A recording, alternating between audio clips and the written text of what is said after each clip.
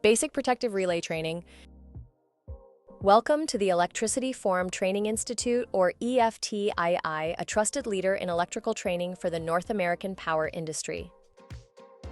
Since 1986, we've trained more than 60,000 electrical professionals to work safer, smarter, and in compliance with today's complex North American electrical safety codes and standards.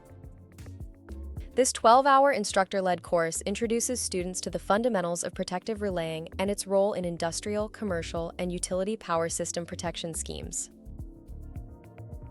What you'll learn. Students will learn relay operating principles, types of electromechanical and digital relays, protection coordination, fault detection methods, CTs and VTs, and testing procedures. We also teach real-world applications for motors, feeders, transformers, and generator protection.